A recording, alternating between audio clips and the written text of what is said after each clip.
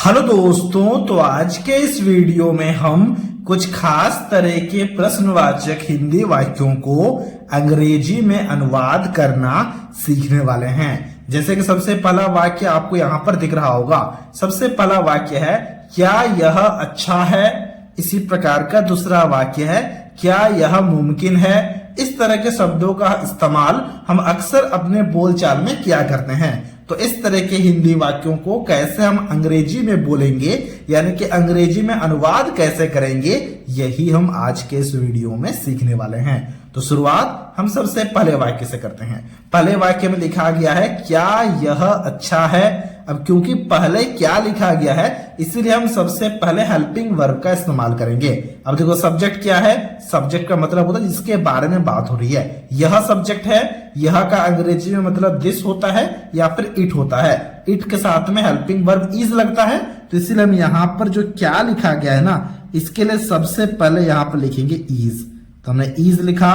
यहाँ पर यह लिखा गया है। यह के लिए आप इट शब्द का भी इस्तेमाल कर सकते हो या फिर दिस शब्द का भी इस्तेमाल कर सकते हो। हमने यहाँ पर इट शब्द का इस्तेमाल किया। इज इट मतलब क्या यह है। क्या है ना, अच्छा है ये पूछ रहा है। ठीक है, तो अच्छा का अंग्रेजी में मतलब होता है गुड। तो हमने यहाँ पर गुड लिखा। इज इट गुड, ये हो गया क्या यह अच्छा है का अंग्रेजी में अनुवाद। इसी प्रकार से यहाँ पर देखना दूसरे वाक्य में लिखा गया है क्या यह मुमकिन है।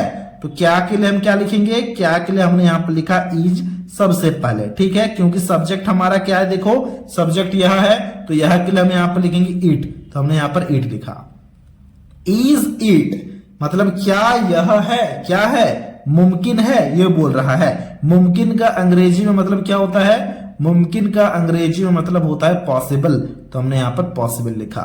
इज इट पॉसिबल, ये हो गया क्या यह मुमकिन है का अंग्रेजी में अनुवाद। इसी प्रकार से अगले वाक्य को देखना।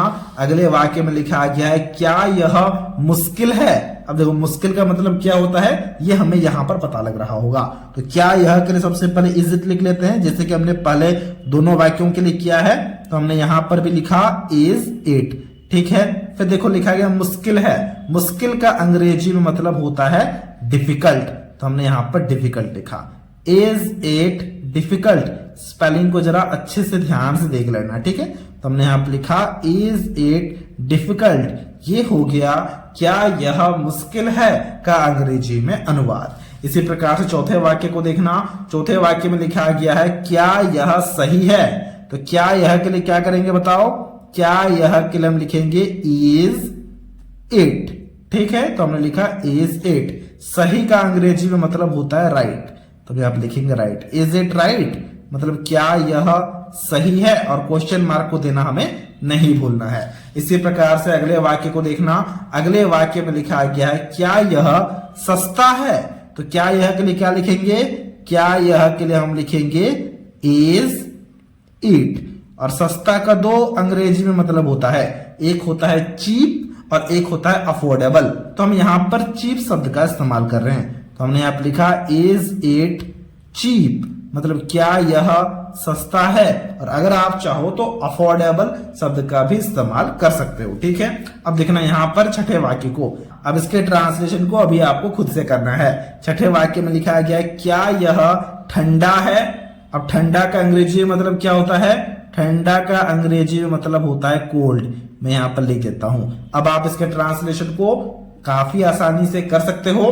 ट्रांसलेशन को खुद से करना है और हमसे कमेंट बॉक्स में जरूर से जरूर शेयर करना है।